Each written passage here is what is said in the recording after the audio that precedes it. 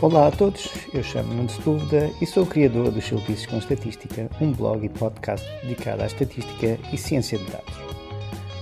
Hoje é o 11º episódio do podcast e trago-vos novamente uma novidade que foi em tempos um biólogo, tendo-se convertido depois à bioestatística.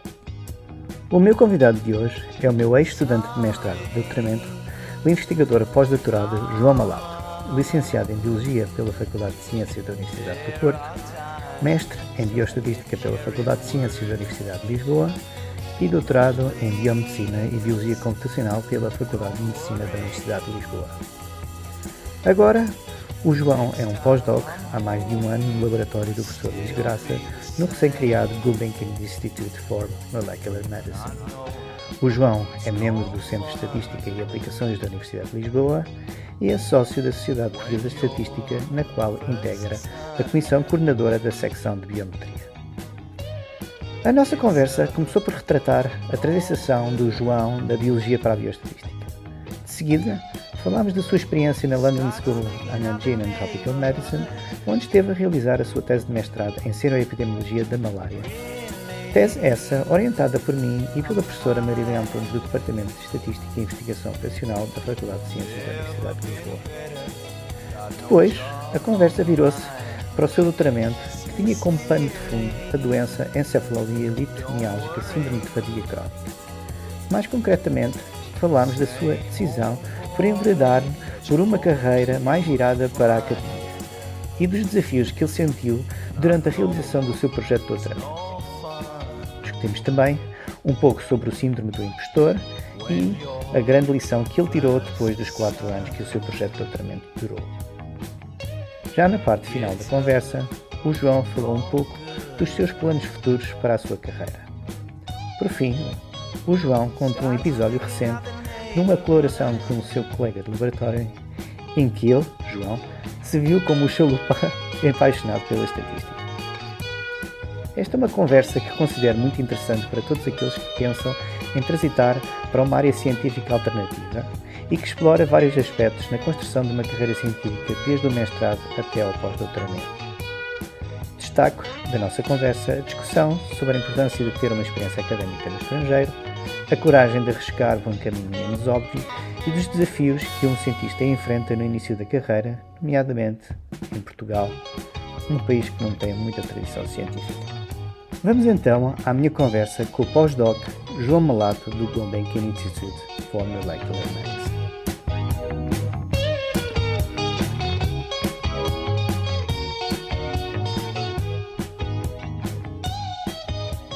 Então, olá João, seja muito bem-vindo aqui ao Chulupices com Estatística. Esta conversa é assim um pouco estranha, porque eu fui teu orientador de mestrado, de tese de mestrado e de doutoramento, mas eu acho que esta conversa vai ser bastante engraçada e vai tentar explorar um lado que eu não sei de ti, né? A gente fala muito e até estamos atualmente na coordenação da secção de biometria, mas eu acho que esta conversa vai ser interessante para muita gente, principalmente quem está a tirar o doutoramento ou tem um perfil parecido com o teu. Então, uma das coisas que eu queria começar, só assim para aquecer, eu quero-te confessar que eu acho que tu és a única pessoa que podia pertencer a 2 sociedades com a mesma sigla. Uma delas é a Sociedade Portuguesa de Estatística, que eu acho que tu és sócio atualmente. Sim, sim. E a outra qual é que é? Queres tu revelar qual é que seria essa segunda sociedade? Também tem a sigla SPE. Bem, antes de mais, olha, Nuno, obrigado pelo convite. É verdade que nós, tudo o que conversarmos aqui, possivelmente, ou já discutimos eventualmente, não é? Foste meu orientador já desde a tese de mestrado na altura em Londres, depois acompanhei-te para Varsóvia durante a tese de doutoramento e, portanto, desde almoços a jogos de futebol e tudo pelo meio, nós já falámos de tudo o que é ciência e não ciência, portanto, a ver se te mostro aí alguma coisa que ainda não saibas. Sobre isso, por acaso, eu ainda, antes de vir para aqui, estava a pensar um bocado no percurso e eu, antes mesmo de saber o que era a Sociedade Portuguesa de Estatística, trabalhei na área da biologia e cheguei a ir apresentar os meus resultados em conferências da SPE, mas era a Sociedade Portuguesa de Etiologia, que é do comportamento animal. Muito bem. Isso eu te digo, eu acho que é uma coisa bastante curiosa, porque eu quando coloco SPE no Google, muitas vezes não me aparece a Sociedade Portuguesa de Estatística e aparece-me a Sociedade Portuguesa de Etologia. Sim, sim. E eu lembro-me tenho algumas coisas gravadas no sim, internet e vai-me diretamente, às vezes, antes da SPE, aparece uma SPE. Eu acho que, não sei, se calhar andeu a fazer pesquisas de comportamento animal, não sei. Mas pronto. Olha, não sei se ouviste o meu último episódio do podcast. Eu falei com o professor Tiago Marques, que ao longo da sua carreira ele fez uma transição da biologia animal para a estatística. Ele acha-se agora estatístico ecológico. Eu acho que tu também tens um trajeto semelhante. Tiraste uma licenciatura em biologia, mas depois resolveste ingressar no mestrado em bioestatística. Queres contar um pouco sobre essa transição? Quais foram as razões? Quais foram os desafios que tu enfrentaste até no mestrado? Como é que achas que isso te aconteceu? Sim, eu acho que com o Tiago Marques ele é capaz de ter feito esta transição numa altura em que passar de biologia para a estatística, e neste caso até ele que fez depois o mestrado em probabilidades e estatística, que é, se calhar até é menos aplicado do mestrado que eu fiz, que é de bioestatística, ele fez isto numa altura em que era ainda mais incomum. Quando eu passei para o mestrado em bioestatística, não havia muitos alunos de biologia, penso que nós éramos 3, e o resto era tudo estudantes da estatística, ou das licenciaturas ligadas à estatística, mas acho que depois de mim, o número de alunos de biologia a fazerem este shift para procurarem saber um bocadinho mais como até menos a parte teórica dos contextos da estatística e matemática e mais de saberem como aplicarem ferramentas de análise de dados e mesmo para conseguirem, porque parte da biologia, ou uma parte importante do trabalho de investigação em biologia, é o trabalho de campo, que é muito divertido, tem os seus desafios físicos também, mas depois gera muitos dados. E hoje em dia, então, até como o Tiago poderá dizer, eles trabalham com hidrofones, penso eu, na parte de estimação de números de cetáceos. Sim. E eles recolhem cliques dos hidrofones, não sei se é a cada segundo, ou seja, eles ficam com centenas de milhares de dados para analisar que depois... Essa quantidade de dados, hoje em dia, uma pessoa meramente com capacidades ou conhecimentos da área da biologia nunca conseguiria fazer um bom trabalho. Portanto, começa-se a perceber a estatística também como uma necessidade para fazer este tipo de análises. No meu caso, eu tirei a licenciatura em Biologia na Faculdade de Ciências da Universidade do Porto. Na altura, tinha a certeza que queria ir para trabalhar com interações entre predadores e presas. Eu fiz o relatório final de curso com os labroides de imediatos, os peixes, budiões limpadores que têm nas plataformas das barreiras de coral, que publicitam os seus serviços de limpeza aos grandes predadores e peixes menores de menor porte que andam por lá, e há um trade-off interessante em que os seus serviços são essencialmente de limpar tudo o que seja pequenas escamas e de cuidar dos parasitas que eles têm no corpo, mas aquilo que eles verdadeiramente querem é ir às mucosas e às pequenas feridas e comer esses pequenos detritos. Isso exporia a pele ou removeria parte das escamas a esses peixes e, portanto, eles têm que se desenvolver mecanismos de deixar o, entre aspas, cliente satisfeito com o serviço, mas aproveitarem-se o suficiente. Então eu na altura trabalhei, acho que com a professora Marta Soares, e eu fiquei fascinado como é que eles conseguiam fazer frente, neste caso a tubarões e predadores de grande porte, para conseguirem relaxá-los o suficiente para se aproximarem da boca e irem às mucosas comerem aquilo que queriam. E eu recolhi imensos dados e na altura houve uma discrepância quando eu me candidatei para o mestrado de Ecologia Marinha na Faculdade de Ciências da Universidade de Lisboa, em que eu terminei o relatório no fim do ano letivo, e e quando fiz a candidatura, acho que a publicação do diploma da Universidade do Porto não saiu a tempo da fase final das candidaturas para o mestrado em Ecologia Marinha, e portanto eu acabei a não entrar e fiquei assim com um ano quase gap, não é? Exatamente, fui, entre aspas, forçado a fazer um gap year, o que para mim na altura foi super frustrante, porque eu não sabia exatamente o que fazer, mas acabou a ser ótimo, porque não só deu-me experiências a trabalhar, porque continuei a fazer trabalho de laboratório no Porto, eventualmente mudei e fui trabalhar para os laboratórios da Guia com o Rui Rosa, aqui onde eles estudam os pata-roxas e a acidificação dos oceanos por causa das alterações climáticas. Okay. E depois de muito trabalho de recolha de dados, precisamente na tentativa de ir a congressos da Sociedade Portuguesa de Ecologia, da SP, né? da primeira SP e das sociedades europeias de Elasmobranquis e tudo mais, eu tinha imensos dados que tinha recolhido e não conseguia fazer análises.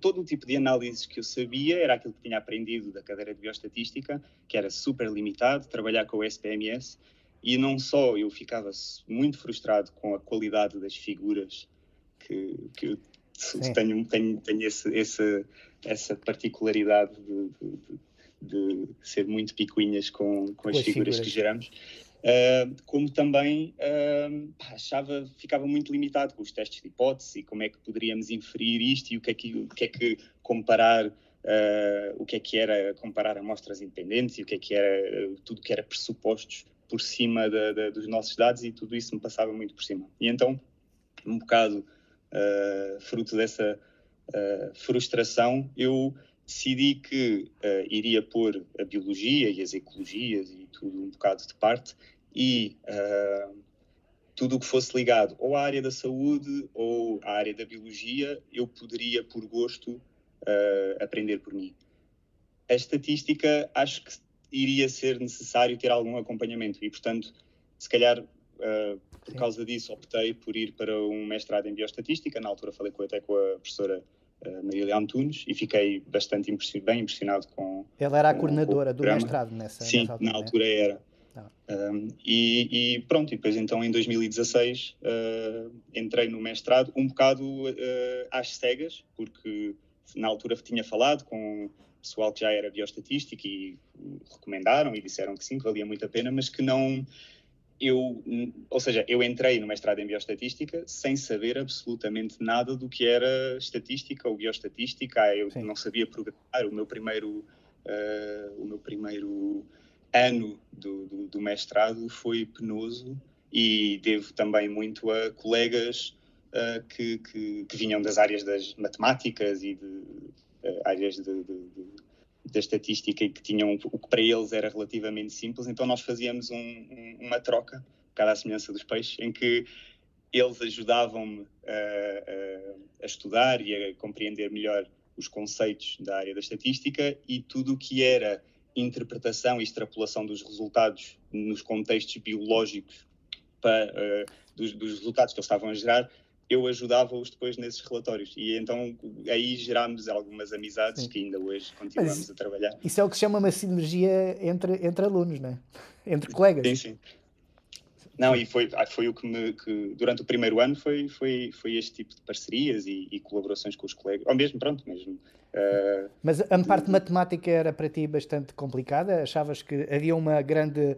Deixa-me ir um pouco atrás. Quando tu me disseste que não sabias nada de estatística, tu tiveste uma cadeira na licenciatura, Sim.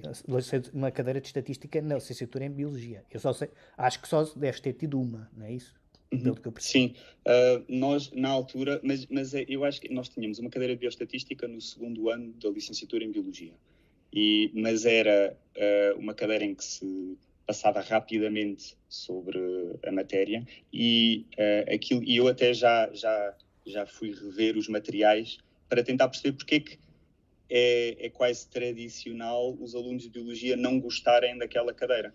E eu na altura passei com 12 nem fui a melhoria, foi tentar fazer e está feito. Mas porque a cadeira era dado de uma forma um bocado receituária, era isso? Exatamente, Eu acho que era dado por professores da área da matemática, lá da Faculdade de Ciências. Sim. E acho que não havia, se calhar, a sensibilidade. Eu neste momento não sei como é e acredito que tenha feito já desde essa altura, já tenha progredido muito.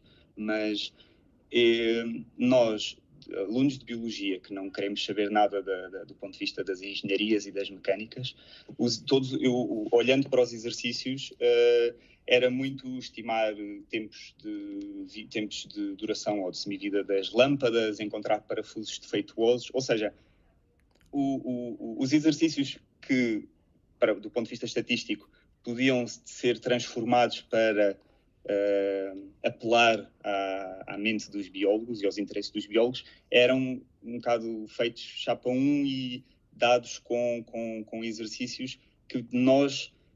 que não havia qualquer interesse mesmo do contexto daquilo que nós estávamos a analisar. E uma das coisas que me surpreendeu foi, depois de eu ter terminado o mestrado, que fiquei um ano a trabalhar também com o Tiago Marques e no centro no CAUL, no Centro de Estatística e Aplicações, e acompanhei-o durante as aulas práticas das cadeiras de Ecologia Numérica. E uma das coisas que me surpreendeu foi que ele, que é biólogo e que provavelmente também está sensível a esta falta de interesse dos alunos, ou até se calhar um interesse seleto da parte da biologia, ele na primeira aula dava o e-mail dele e pedia aos alunos para lhe enviarem e-mail com os principais interesses das áreas da biologia. E ao longo do ano, ele, para os exercícios da cadeira de estatística, ele procurava encontrar dados dentro destas áreas, porque essencialmente os exercícios de estatística podem ser ajustados ou adaptados àquele conjunto de dados ou os exemplos que ele utiliza, mas para os alunos poderá fazer toda a diferença estarem a trabalhar com dados de salamandras ou ursos polares e não com parafusos. Sim, eu estou a perceber. E queria também só perguntar em relação a essa tua fase. Quando tu falaste dos teus colegas houve algum colega da tua licenciatura que por acaso também ingressou no mestrado em bioestatística, ou tu conhecias biólogos que depois até ingressaram no mestrado, mas que não eram da tua universidade? Sim, quando comecei, na altura, a grande maioria dos meus colegas de biologia chamam-me muitos nomes, na altura até por ser louco, não acharem que era uma coisa impensável, que uma cadeira já era difícil, um mestrado era uma coisa então completamente fora.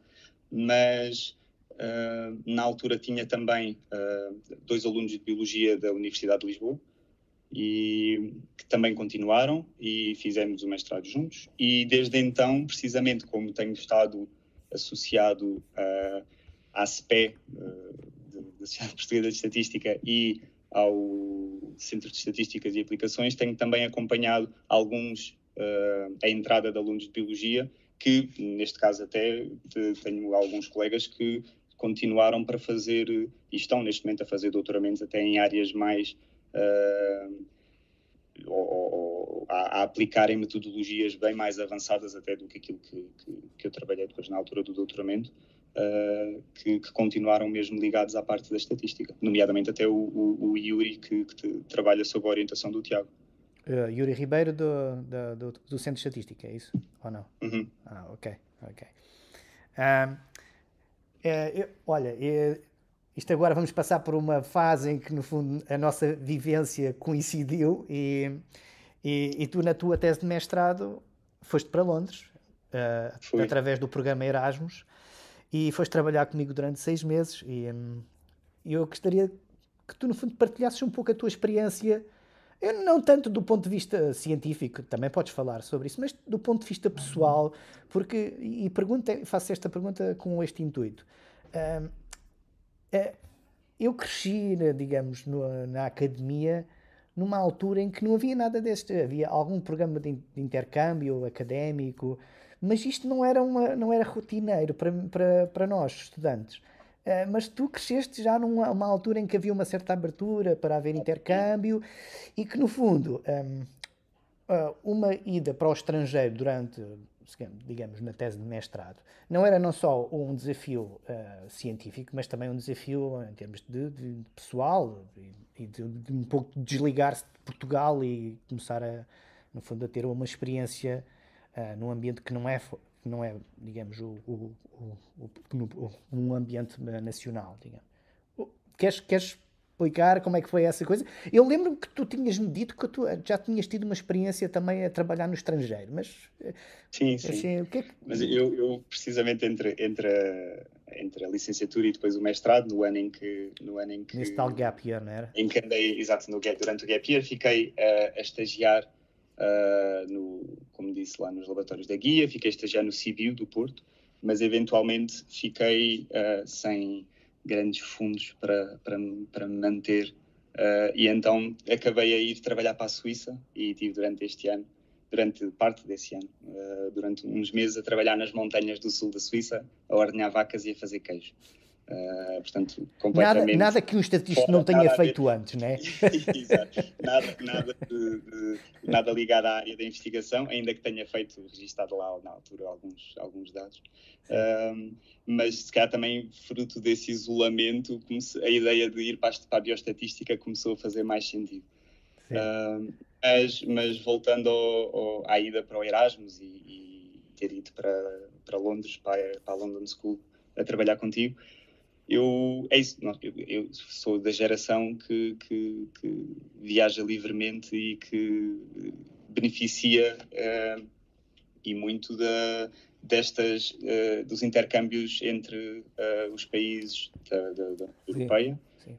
Nomeadamente eu fui para Londres, a minha na altura namorada, agora mulher, quando foi para Helsínquia, na Finlândia. Tenho um monte de colegas meus que começaram e neste momento trabalham até fora, mas que começaram com pequenos Erasmus, que fazem networking, encontram a possibilidade de continuar para além deste estágio de mestrado e que depois fazem disso profissões e acabam até a ficar por lá. Sim, olha, eu não me recordo muito bem, mas a razão principal para que foste para Londres era porque querias ter uma experiência a fazer uma tese de mestrado no estrangeiro ou foi uma coincidência de temas e experiências pessoais? Sim, não sei, eu não me lembro muito bem como é que foi digamos, este casamento durante a tese de mestrado. Eu acho que foi um bocado das duas. Eu sempre quis ter uma experiência e trabalhar fora, não é? Em contexto de investigação. Académico, não é? Pronto, tá bem. E na altura também, através da professora Marília, que foi minha co-orientadora na tese de mestrado, há sempre uma série de temas que nós podemos escolher para teses que já estão dados e nenhum deles me interessou particularmente, e então fui falar com ela dizendo que queria trabalhar algo ligado, não era bem epidemiologia, não era saúde pública, mas queria trabalhar ligado à área da saúde, que os contextos da área da epidemiologia, que têm depois uma componente forte da interpretação e aplicabilidade dos resultados que nós obtemos, ou seja, tentar cruzar um bocado os conhecimentos da biologia com as aplicações da área da estatística, e ela sugeriu o teu nome, e então a partir daí eu sei que na altura, eu lembro-me da primeira vez que te conheci foi no Instituto de Higiene e Medicina Tropical. No workshop organizado pela professora Luzia Gonçalves. Sim. Exatamente, Okay. que foi em 2015, portanto está a fazer agora 10 anos. E na altura apalavramos, estava super nervoso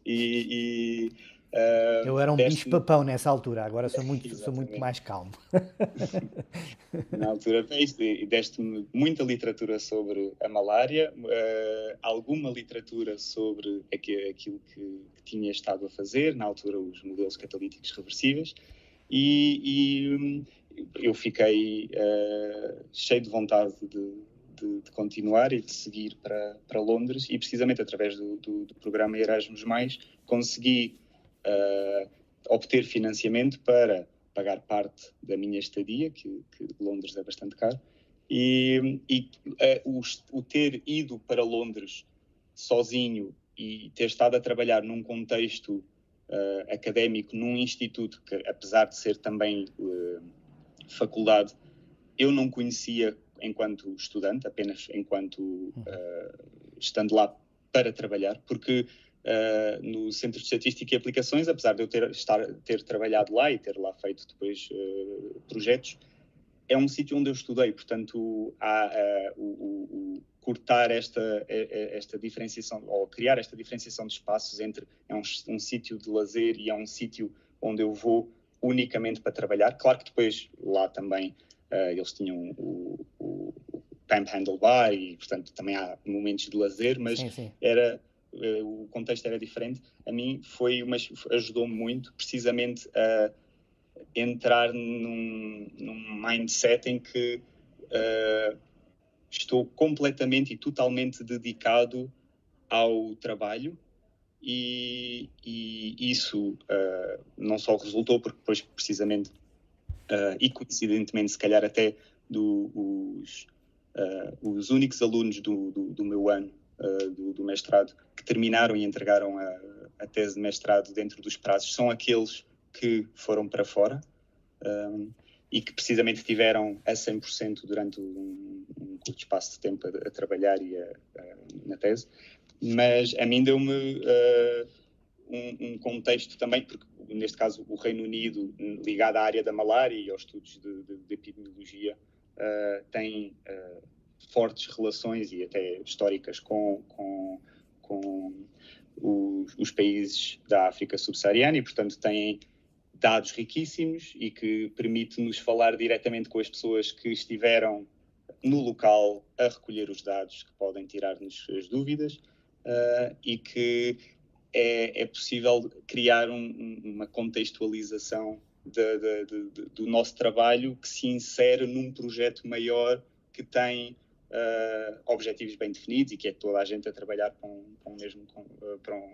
um mesmo fim. E isso surpreendeu-me muito na altura. Achei também, vindo de Portugal, que era fascinante termos um lab manager e alguém responsável para desburocratizar tudo o que era reservas de espaços, compras de bilhetes, ou seja, nós estávamos lá unicamente com a função de nos dedicarmos ao nosso projeto. Tudo o resto era garantido, desde que nós continuássemos precisamente a progredir. E isso, para mim, surpreendeu-me, vindo de Portugal, em que tínhamos sempre muitos e-mails, e eu, enquanto estudante, também não tinha que lidar tanto com essas burocracias. Agora, enquanto pós-doc, sim, mas fiquei muito, muito bem impressionado na altura, enquanto... Sim. Olha, deixa-me só te corrigir só aqui uma coisa. Tu, quando disseste Lab Manager, eu acho que tu querias dizer era um Group Manager ou um Project Manager, porque ele, no fundo, as pessoas que... Tínhamos uma pessoa responsável que lidava exatamente com isso tudo, e eu também concordo perfeitamente contigo que é um benefício para quem vai trabalhar para um sítio ter uma pessoa que trata de coisas burocráticas e administrativas e que leva o seu tempo, e uma pessoa só se dedica àquilo que, no fundo, que tem que se dedicar, e não estar, no fundo, sidetracked, desviando a atenção para outros pormenores. E eu também achei que isso era uma grande vantagem de trabalhar num grupo de investigação que quase tinha... nós chamávamos-lhe um personal assistant do professor que liderava o grupo, que era o professor Chris Drakely. Pronto. Sim, tens razão. Sim. É só uma clarificação, porque nós também tínhamos um lab manager, era por causa disso. Tínhamos um lab manager que era o Kevin Tete, e fazia muita a gestão.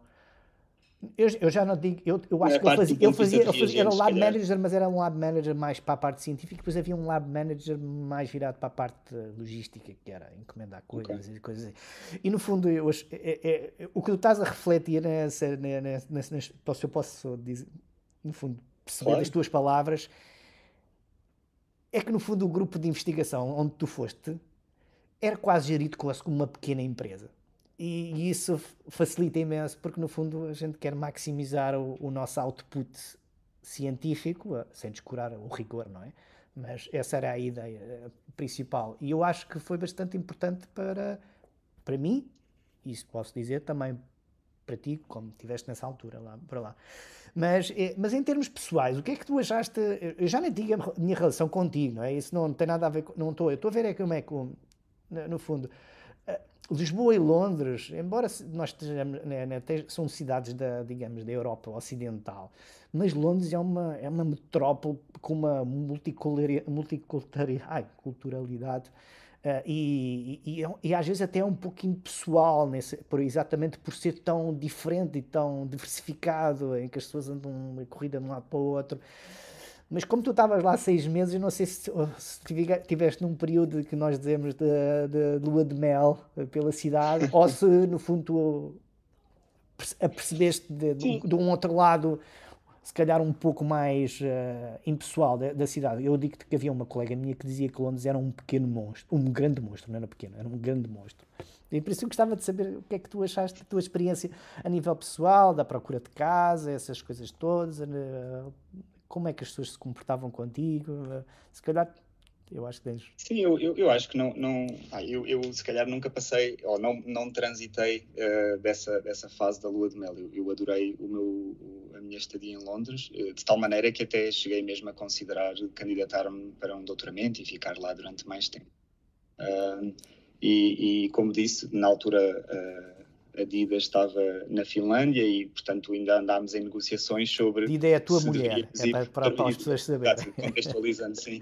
Se deveríamos ficar, ou ela vir para Londres, ou encontrarmos a meio ali na Suécia. Portanto, estando os dois fora, estávamos os dois com vontade de ficar. Nomeadamente, eu queria até continuar o percurso ali em Londres.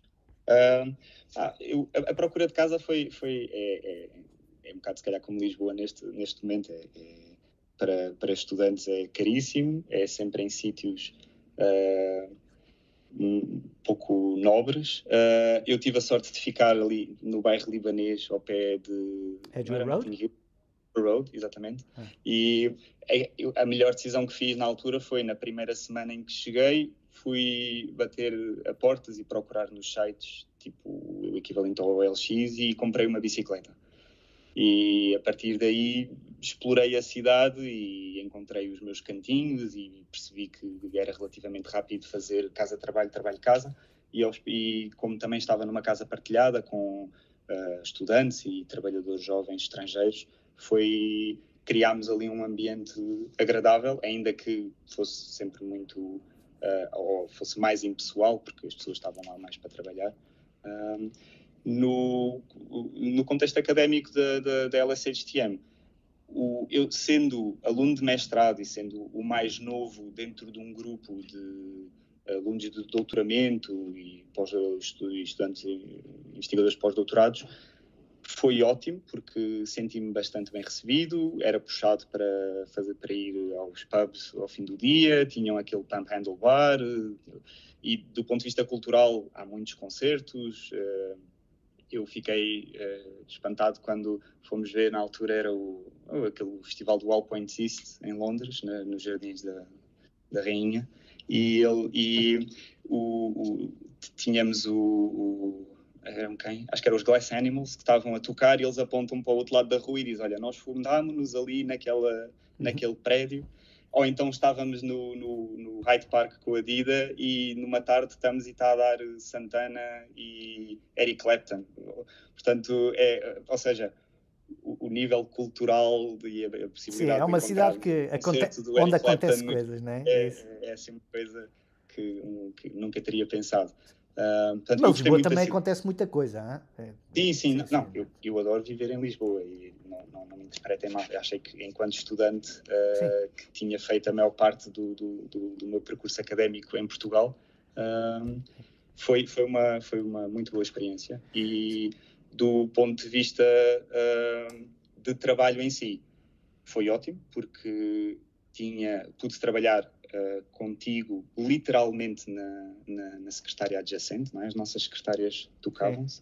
E eu acho que isso foi o que possibilitou que, enquanto eu estava a trabalhar, não havia momentos parados, no sentido em que, se eu tivesse dúvidas ou questões, quer seja do ponto de vista da programação ou da análise estatística ou até das escritas do relatório, eu levantava o braço ou ia ter contigo e imediatamente,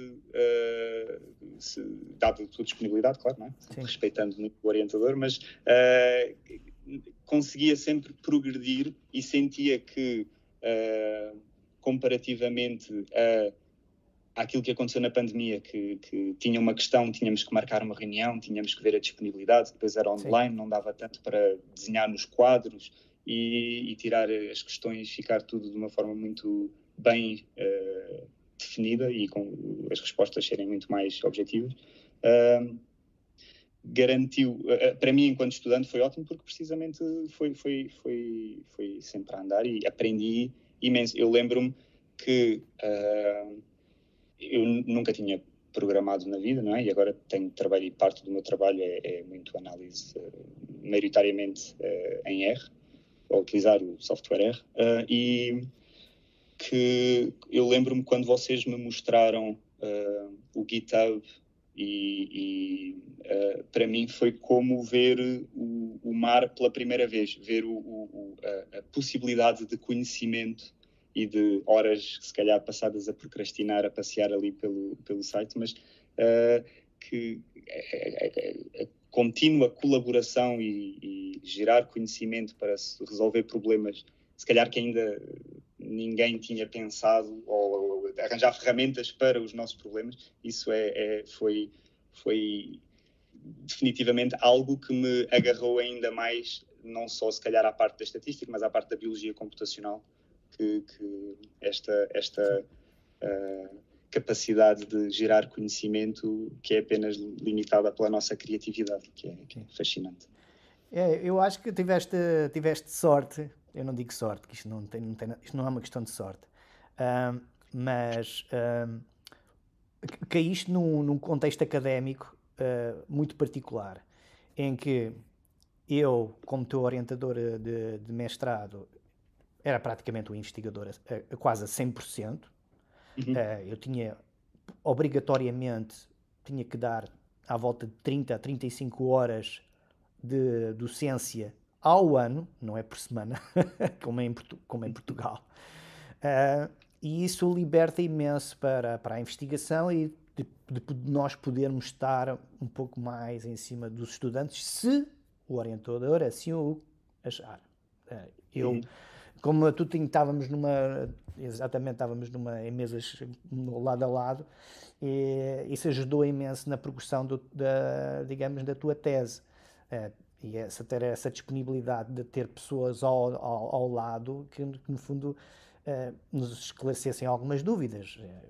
Tu tinhas-me a mim e eu tinha o meu chefe. São as duas grandes vantagens. E eu estava-te a ouvir, e esta está ligada com a pergunta a seguir. Deixa-me perguntar, exatamente essa experiência em Londres, como foi tão positiva, foi uma das razões para a qual depois tu quiseste seguir uma vida mais académica, mais virada para um doutoramento? Eu lembro-me que tu andaste a candidatar-te a outros programas de doutoramento, que depois, no final, tiveste uma bolsa de doutoramento da Fundação para a Ciência e Tecnologia. Mas eu não me lembro perfeitamente qual é que foi a razão que te levou, no fundo, a enveredar por uma carreira mais académica. Eu acho que na altura foi ter ido para Londres foi claramente um dos fatores que me puxou para a via académica. Eu, na altura, precisamente, eu fiquei durante, não sei se foi 6, 7 meses, e depois estendi por mais um mês e meio, depois de ter terminado a bolsa, ter terminado o projeto de tese de mestrado, através de ti também, fui posto em contacto com os investigadores, o Luís Nacul e a Eliana Lacerda, que trabalhavam em síndrome de fadiga crónica, e o ter analisado os dados deles,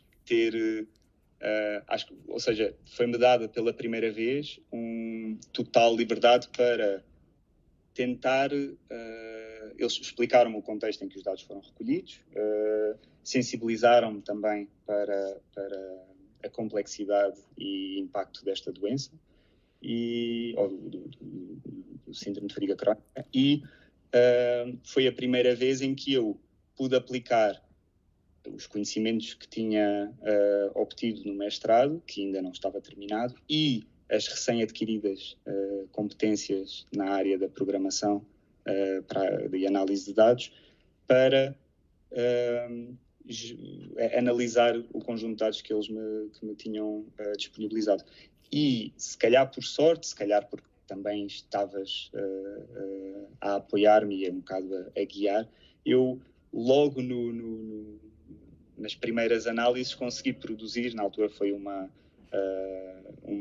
não sei em português, que é o escalonamento multidimensional. Sim, pode ser multidimensional scaling, não há problema. Multidimensional scaling, onde basicamente tínhamos cada paciente reportava-se para uma lista extensa de vários sintomas, o grau de severidade destes mesmos. Portanto, ia de ausente, ligeiro, moderado e severo. E nós comparámos este perfil de cada indivíduo contra todos os outros e conseguimos visualmente demonstrar que havia uma diferenciação entre os indivíduos controle, não é? Que maioritariamente tinham uma ausência de sintomas, para mostrar a grande heterogeneidade da população dos indivíduos diagnosticados com síndrome de fadiga crónica, mas dentro destes conseguíamos identificar um grupo mais severo e um grupo mais moderado.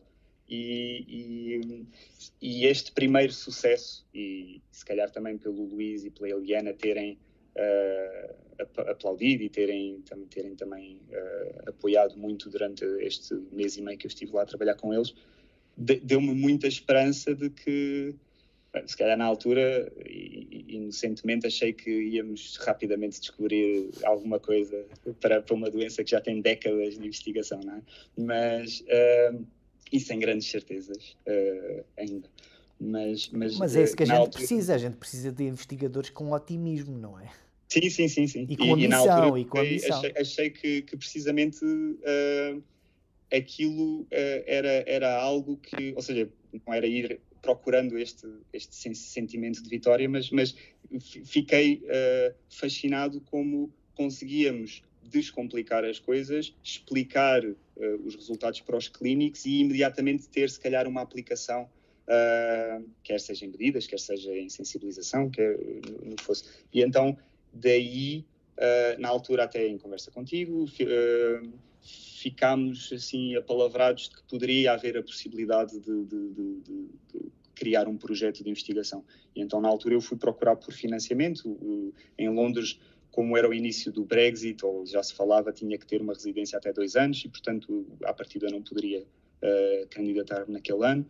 E, por isso, procurei nas bolsas, candidatei-me para a IGC, para o programa doutoral do IGC, do Instituto Gulbenkian de Ciência, candidatei-me para as bolsas da... E foste quase selecionado, se eu posso fazer o disclosure. Isso eu não sabia. Eu acho que foi.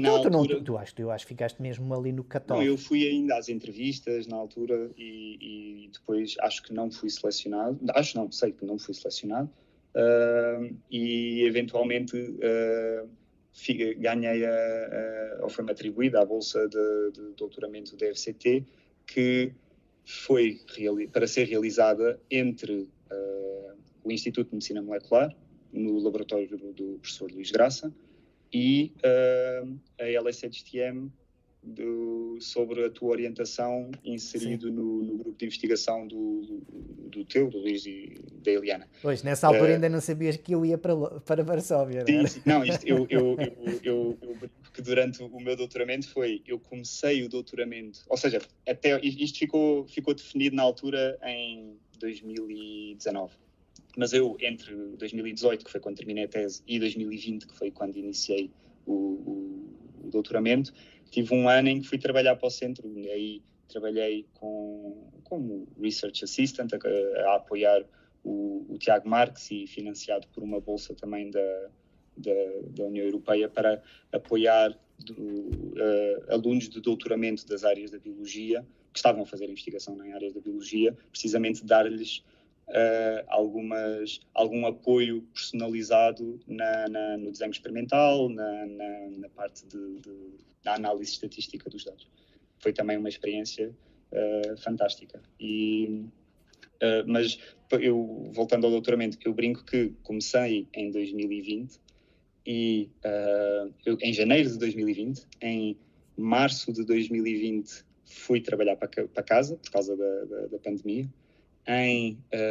Eventualmente, tu, Nuno, mudaste de Londres para Varsóvia, e um dos maiores desafios que eu tive durante o meu doutoramento foi convencer a FCT de que tu tinhas de facto mudado para Varsóvia e que eu tinha que mudar a instituição externa da LSHT para a Politécnica de Varsóvia. E portanto, eu fiquei ali num triângulo entre os dados eram de Inglaterra, o Nuno estava em Varsóvia e eu estava em Lisboa no IMM durante a pandemia.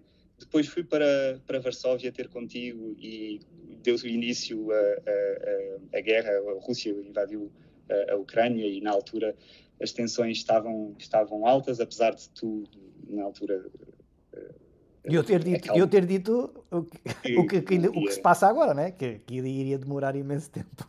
Sim, mas então na altura, nas dúvidas, eu acabei até a regressar a Lisboa durante um tempo, depois voltei para lá em setembro. Depois, das duas primeiras vezes que fui para Varsóvia, apanhei Covid e tive que ficar em isolamento. Portanto, eu nunca entrei apesar de ter trabalhado com os dados oficiais e da Covid em Portugal, eu não estou lá porque nunca registrei Covid em Portugal. Ou pelo menos uma infecção. Entretanto, depois fiquei surdo de um ouvido quando estava em Varsóvia. O doutoramento foi, do ponto de vista não académico, foi super atribulado. Entretanto, mas académico não te podes queixar, não é? Não, nada. Entretanto, só para salvar... Acabaste quase a tempo e horas com montes de artigos. Sim, não, é isso. Aliás, a pandemia beneficiou-me, eu devo ter sido dos poucos que saiu mais ou menos beneficiado, porque pude ter pela primeira vez acesso às bases de dados dos registros de infecções por SARS-CoV-2 em Portugal e pude fazer uma análise sobre o efeito das vacinações ou o efeito da imunidade híbrida, que é indivíduos infectados e vacinados versus vacinados apenas, em contexto à escala nacional, que, portanto, foi a primeira vez que pude trabalhar com dados na ordem das dezenas de milhões de linhas e pude ver precisamente que a nossa investigação pode não só gerar conhecimento, como neste contexto mais da epidemiologia ou de saúde pública, pode também, este conhecimento pode servir de apoio à tomada de decisão. E, portanto, foi ótimo também poder estar presente em reuniões onde, apresentando os nossos resultados, vemos depois as medidas serem tomadas de acordo com aquilo que não que nós quiséssemos influenciar, mas apenas que opiniões informadas que permitem depois os responsáveis e tomadores de decisão decidirem a direção que pretendem tomar. E isso para mim foi mesmo foi ótimo. Eu gostei muito e das boas experiências e guardo muito boas experiências do meu doutoramento, que também consegui completar dentro do período, apesar disto tudo, e tenho que fazer uma ressalva, que eu mencionei que perdi a audição, mas consegui recuperá-la depois durante com sessões intensivas em câmaras hiperbáricas aqui no hospital. Exato, eu só não percebia polaco como não os conseguia ouvir. Portanto, pois, olha, exato. Exato. E acho que também podes invocar um pouco de sorte, porque a pandemia também trouxe um interesse para a doença que tinhas, que era o síndrome de fadiga crónica, que passou a estar na ordem do dia por causa do Covid longo. Sim, e nesse aspecto nesse aspecto foi essa pandemia trouxe não foram só vantagens, mas trouxe coisas boas para a minha vida profissional. Sim, eu acho que em situações de crise há sempre situações de crise e situações de oportunidade, não é? A gente foca-se na crise ou foca-se nas oportunidades. E no teu caso era mais óbvio que tu tinhas algumas vantagens, não é? Porque aqui importa fazer a ressalva, não é? É que o teu projeto era computacional e por isso não tinhas necessidade de deslocar a um laboratório e de realizar experiências numa altura em que havia um confinamento. E por isso era muito mais complicado de fazer um doutoramento assim, dessa forma. Os meus colegas, precisamente, eu estando inserido num laboratório de imunologia, vi os meus colegas terem que ficar isolados em casa e terem que destruir protocolos laboratoriais que demoraram anos a preparar, mesmo antes dos estudos. Portanto, foram anos de trabalho, de preparação para o doutoramento deles que tiveram que ser completamente destruídos. E depois, eventualmente, foram criadas no Instituto de Medicina Molecular, geraram as task forces para as campanhas de análise e testagem em Portugal e eles puderam precisamente aplicar as suas capacidades aí, mas precisamente eram trabalhos paralelos daquilo que era o projeto da tese deles, que teve que ser muito, muito, muito alterado e sofreram impactos muito grandes por causa da pandemia. Sim. Olha, eu vou-te fazer aqui duas perguntas que parece que estão ligadas. E podes dizer, não quero responder a estas perguntas, que eu como teu orientador de doutoramento, pelo menos um dos teus orientadores de doutoramento, eu sempre tive muita confiança em ti. E tanto eu como o teu orientador, o professor Luís Graça, te despejávamos muitos trabalhos que a gente não queria fazer, mas tínhamos confiança para que tu executasses a tarefa bem e de qualidade.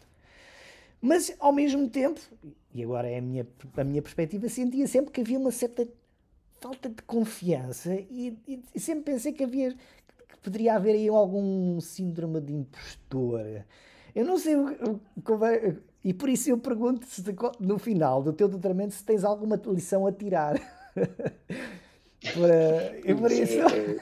Por isso é que eu tentei conjugar estas duas perguntas, porque eu acho que é bem apanhado. Eu acho fazendo se calhar um paralelo deixa-me só dizer isto. Eu acho que isto porque no fundo há nós chamamos que é uma dissonância cognitiva entre aquilo que a gente produz e aquilo que a gente depois encara. E por isso eu estou a dizer esta coisa porque eu achei que sempre que havia... O teu produto era científico, digamos, aquilo que tu trabalhavas era bom, era de qualidade, eu pedia-te para fazer figuras nos artigos, mas depois havia a confiança, digamos, como um ioiô. E por isso eu gostava de saber, se quiseres partilhar, porque eu acho, faço esta pergunta, não é para ser coscovilheiro da tua vida, né? E da maneira. Mas eu acho que é importante para quem quer ouvir e que está a tirar um doutoramento, que no fundo não caia em algumas situações que podem, no fundo, serem desmotivantes, não é? É só mais nesse sentido. De uma lição se calhar estou a ser um pouco enviesado, não é? Não, mas é engraçado. Eu é isso, confesso que no que toca à síndrome do impostor, claramente acho que todos nós temos mais ou menos, com mais ou menos impacto, mas eu sinto-me muito crítico daquilo que faço. E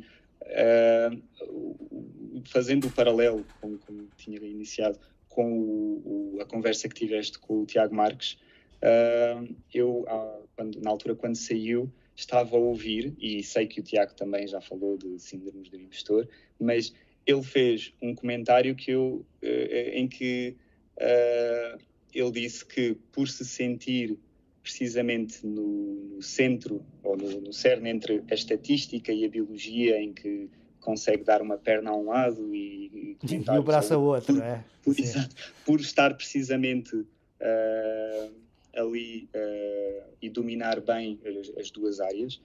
Eu, na altura, quando ele fez esse comentário, até disse, que raio, até nisso ele está confiante.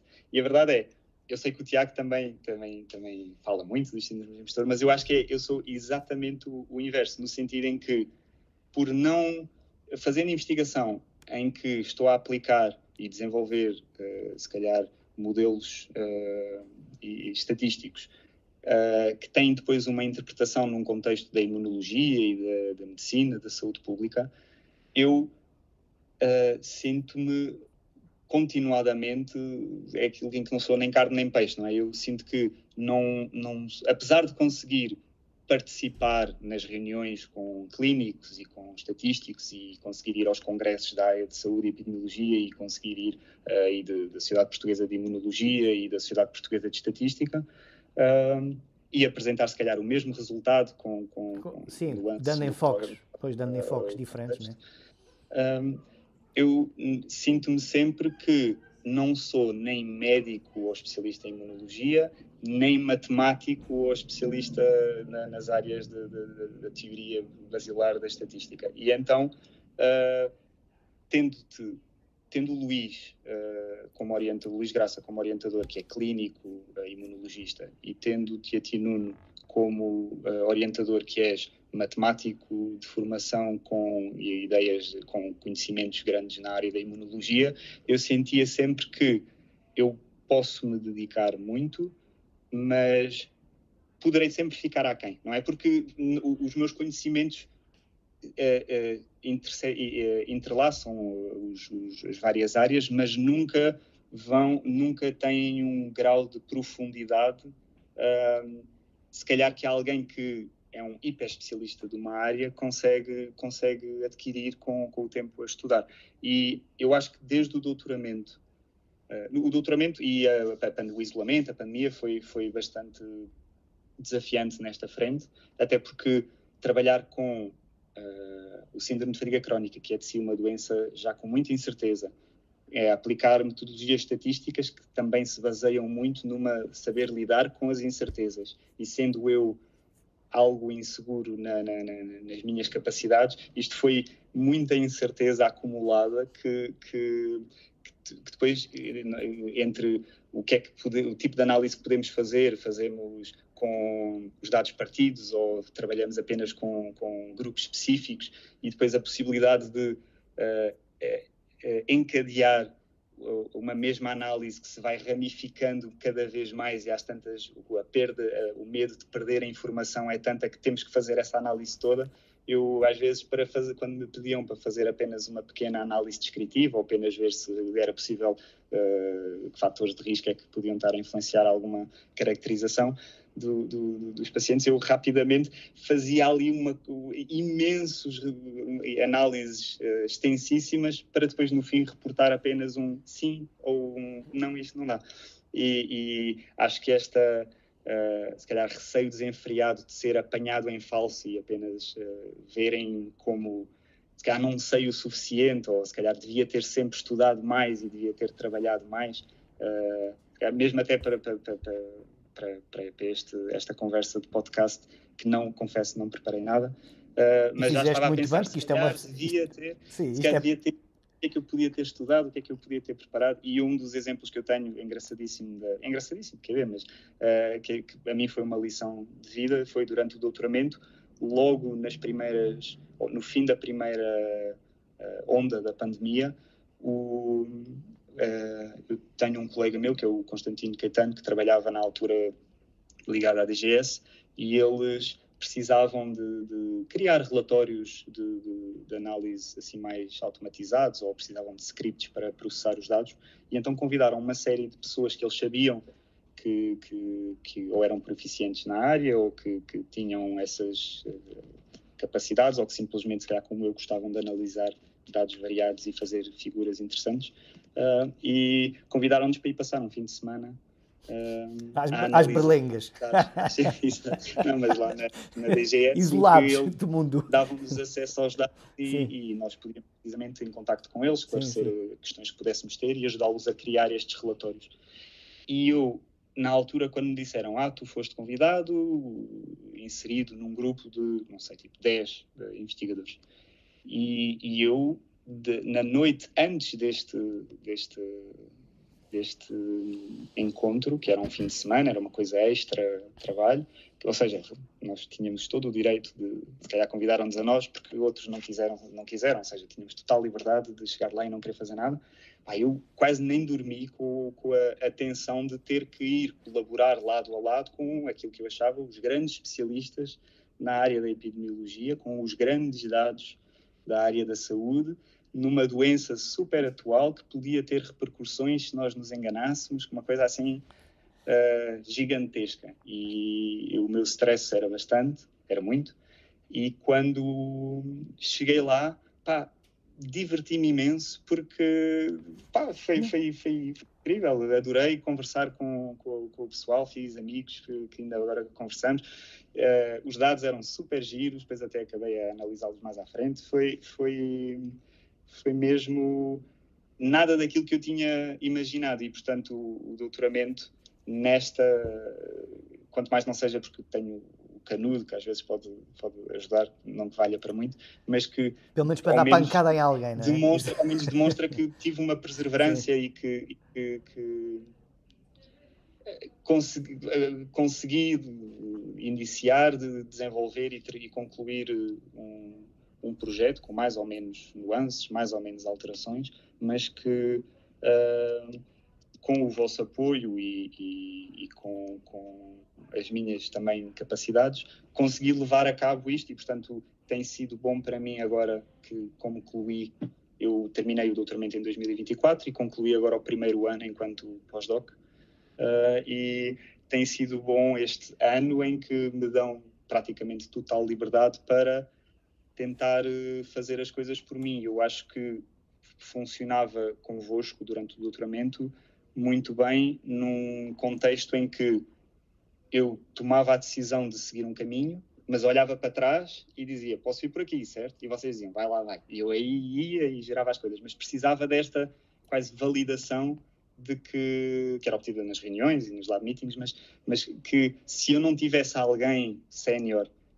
a validar as minhas ideias, se calhar às vezes mesmo antes de eu seguir, sentia-me sempre muito inseguro, porque aquilo que eu estava a fazer podia não ser, eu podia estar enganado, podia estar a interpretar de maneira menos correta, e portanto tenho feito um trabalho ao longo deste tempo, precisamente para tentar minimizar, não digo eliminar, mas este síndrome do impostor e precisamente, se calhar também tentar controlar melhor a aceitação dos múltiplos trabalhos e resultados e trabalhos em paralelo, para tentar sistematizar melhor a minha maneira de trabalho. Sim. Eu acho que, digamos, agora o pessoal fala no síndrome do impostor. Eu não sei se alguma vez senti isso, porque eu também, no fundo, fiz uma transição da matemática aplicada / estatística para um mundo da imunologia, que foi, digamos, o tema do meu doutoramento. Mas o que eu fazia era assim, eu senti-me ignorante, isso era verdade. Ignorante, sempre me sentia nas reuniões, quando falavam, sei lá, dos vários tipos de células, vários tipos de moléculas, vários tipos de proteínas, moléculas, o que for.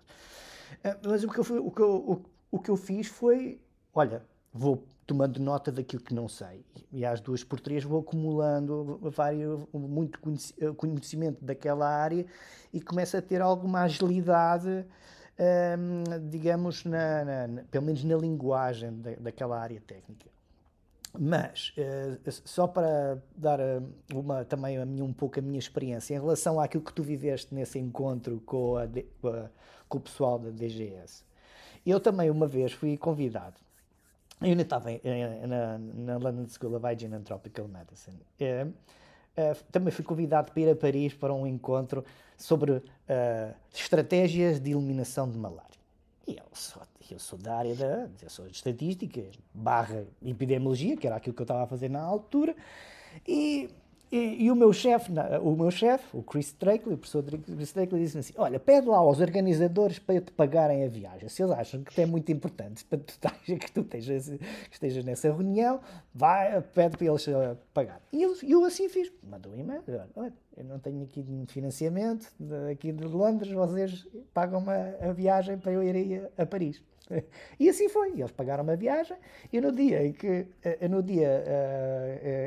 digamos, desse encontro, fui ter com o organizador principal, que era o professor Ivo Müller, um austríaco que tinha uma vida completamente, eu não sei como é que ele conseguia viver, porque ele tinha um posto em Paris e outro posto na Austrália. Coisa completa. É que, é que já estamos a falar de time zones da ordem das 10 horas. Eu não sei como é que ele conseguia fazer isso. Mas eu fui ter com ele e disse, professor Ivo, olha, muito obrigado por me ter pago aqui a viagem e a passagem aqui para vir a Paris, para este encontro. E ele disse assim, olha, eu é que agradeço. Porque o que nós precisamos é de gente como vocês que têm ideias frescas. E isso ficou-me na cabeça, estás a perceber? E por isso, muitas vezes, mesmo às vezes fazer aquele papel de fool, não é? Eu sou o idiota que não sabe nada sobre isto, mas tem uma ideia tirada fora de contexto e que diz assim, e os outros dizem, pá, isso até faz sentido. E acho que, no fundo, não ter medo de ser de fool, não é? O idiota, um pouco. Porque às vezes é isso que puxa as coisas para a frente e é aquela coisa que faz às vezes a transição de uma área para outra área, que é dizer assim, olha, nós na nossa área encaramos aqui, mas vocês não fazem isso, eu não sei se isto faz sentido. E por isso nós não temos medo no fundo, de dar a nossa opinião. E uma das coisas que eu tento, mesmo eu nesta fase da minha carreira, mesmo quando vou a conferências, e numa apresentação em que eu não entendo, e podia dizer assim, eu sou ignorante sobre isto, ok, é um facto. Mas eu pergunto às pessoas, olha, eu não percebi isto, pode-me explicar? É o que tem e esse combate, aceitação exatamente, tornas um sentimento um pouco negativo, pode ser a ignorância e a não aceitação dos outros, não é?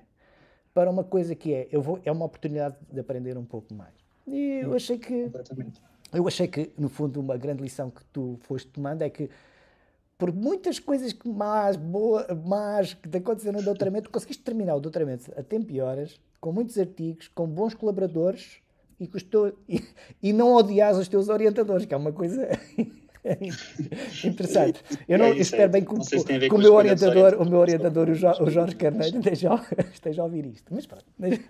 Mas é um abraço para ele, porque ele também vai ser um dos convidados deste podcast. Olha, tenho aqui só mais 2 pequenas perguntas.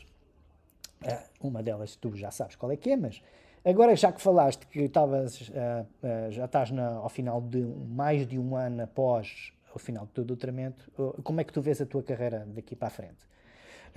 Vês algum desafio, por exemplo, digamos, da tua formação agora um pouco mais virada para a estatística, mas agora tem a aprendizagem de máquina e inteligência artificial, digamos, a dominar a parte quantitativa? Como é que tu vês estes próximos anos na tua carreira? Se quiseres partilhar ou só se pensaste nisso. Sim, eu tive também a oportunidade de, estando no período em que passei em Varsóvia, que estávamos inseridos no grupo do professor Przemek, que precisamente se dedica, e corrijo-me se não for sempre completamente correto, mas que o laboratório deles dedica-se a desenvolver métodos de optimização e melhoramento precisamente destas ferramentas de machine learning. Mas do ponto de vista de ferramentas que sejam que transmitem alguma informação sobre como é que os modelos estão a aprender. Ou seja, de diagnóstico. Eles chamam-lhe aprendizagem de máquina responsável, mas no fundo é aprendizagem de máquina explicável. No fundo, consegues tirar uma explicação. E precisamente na altura com os colegas daí do departamento, com a Caixa, o Hubert, a Anya, eu tive o primeiro contacto com precisamente os algoritmos e ferramentas de machine learning, e tenho progredido no sentido em que tenho utilizado mais e vejo também cada vez mais na nossa área.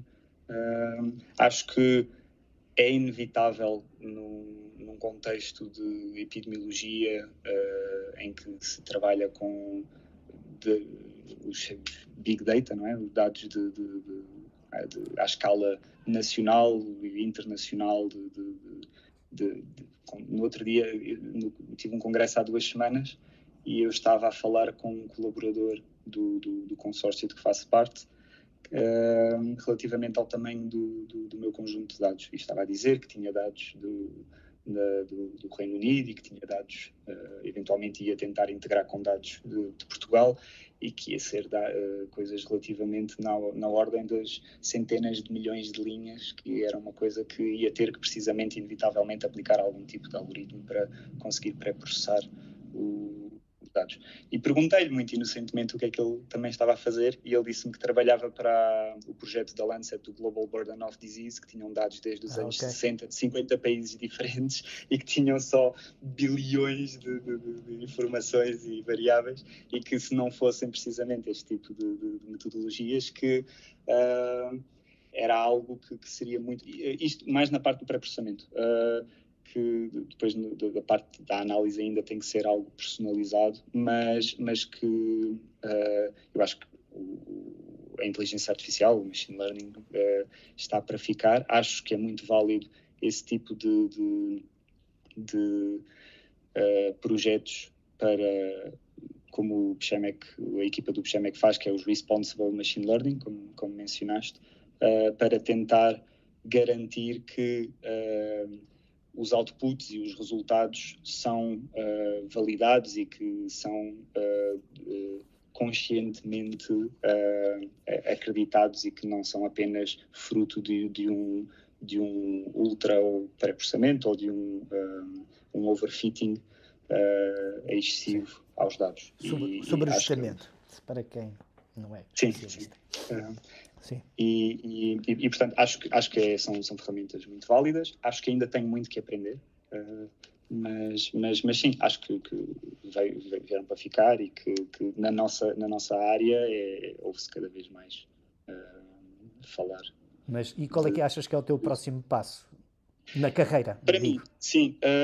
Bem, isso ainda tem algumas incógnitas. Eu, precisamente... Se nós soubéssemos o futuro, João, precavíamos muitos dos acidentes, não precisávamos nem de seguradoras, não era? Não, é isso. Eu muito, e tenho tido muito prazer. Eu gosto muito daquilo que faço, e mesmo nesta ideia, voltando à cena do síndrome do impostor e das dúvidas e tudo mais, é uma das coisas, apesar de tudo, não é? Que eu tenho, apesar de tudo, eu tenho imenso prazer naquilo que faço, que é analisar, comunicar e trabalhar em equipas multidisciplinares que geram dados muito interessantes, com perguntas também muito interessantes. E estou sempre a aprender, e acho que eu optei, tenho estado a trabalhar este ano como pós-doc num consórcio ligado à área da epidemiologia e de saúde pública, que inicialmente começou para tentar trabalhar e estudar a variação e os efeitos da evolução das variantes da SARS-CoV-2 ao longo da pandemia, que eventualmente está já a transitar para projetos ligados à área do long Covid, que se intersecciona muito também com os meus interesses da área do síndrome de fadiga crónica, em que trabalhei também contigo, e acho que há a possibilidade de continuar neste percurso, ou seja, tentar continuar a fazer colaborações e trabalhar com dados de larga escala, e tentar fazer projetos na área de estratificação de pacientes, para melhorar tudo o que é reprodutibilidade em ciência ou replicabilidade dos resultados, ou seja, tentar fazer um trabalho prévio antes, depois da investigação em si, para garantir que vamos dando passos sólidos. Mas isto é tudo muito bonito, mas o projeto termina em outubro. Eu candidatei-me agora para umas PECs deste ano, para os projetos exploratórios, tipo Early Career Grants, e também ligado à FCT. E pronto, se conseguir isso é 1 ano e meio em que tenho para testar aqui algumas ideias relativamente a esta área e ver no que é que dá, mas a área de investigação, nomeadamente investigação em Portugal, tem sido sempre algo incerto, né? Eu, entretanto, tive um filho, agora há 4 meses, a minha mulher, a Dida, também se candidatou agora para um projeto de doutoramento. Ela também é bióloga e ela é que é pura bióloga, e, portanto, ela trabalha com ciência cidadã e conservação de polinizadores. E, portanto, vida de investigador é isto, nós estamos aqui, gostaríamos de continuar em Portugal, pelo menos para os próximos anos, mas estamos sempre com a possibilidade de, se isto não der, tentarmos fora para procurarmos por ou melhor financiamento ou melhores oportunidades. Mas pode ser giro daqui a uns anos regressar aqui e dizer como é que as coisas correram. Exatamente. Eu acho que é interessante a gente a dizer assim, olha, o que é que vais fazer no futuro? E depois, passado 10 anos, até um pouco como nós fazíamos, né, nos lab meetings, né, que era, passado um ano, eu pedia-te a ti e aos meus estudantes que fizessem uma revisão do ano que estava a terminar. Pronto, olha, a conversa já vai longa e queria só fazer uma última pergunta. E acho que tu já sabes que, por tradição, este podcast tem o nome de Chalupices com Estatística, e eu peço sempre aos meus convidados se sabem algum episódio relacionado com o tema de estatística com chalupices com estatística, e por isso passo-te a palavra. Tu conheces algum episódio que queiras partilhar sobre maluquices estatísticas que tenhas presenciado? Eu tenho um engraçado que, por acaso, foi não sei se foi, acho que no início da semana passada, que não tem tanto a ver com chalupices com estatística, mas se calhar é mais a ver com chalupa e com estatística, porque foi depois... Chalupa quer dizer a pessoa? Exatamente. Espero bem que não sejas tu, chalupa, não, chalupa obviamente que sou eu. Porque é isso aí, eu no meio de todo este percurso, de ter feito biologia, ter feito bioestatística, ter feito o doutoramento em biomedicina e biologia computacional, eu sempre, quando me apresento às pessoas, ao contrário do Tiago, que se diz estatístico ecológico, eu tenho assim várias cartas, e se é para biólogos digo que sou biólogo, ou não, ou digo que sou bioestatístico. Se é para tens vários cartões de visita, daqueles de business, né? Aqueles business cards. Não, mas vou apresentar sempre naquilo que vai dando certo. Mas gradualmente tenho entrado mais que sou bioestatístico. E a semana passada estava a ajudar um colega do nosso laboratório de Luís Graça, que está a terminar o doutoramento, e ele é clínico e faz precisamente, ao longo de 12 meses, acompanhou um grande número de pacientes, e estava a tentar pedir-me para fazer para lhe descrever os dados. Eu neste momento já nem... Era para ver qual é que era o o efeito de um determinado tipo de anticorpos nas contagens das células. Acho que era a CD25.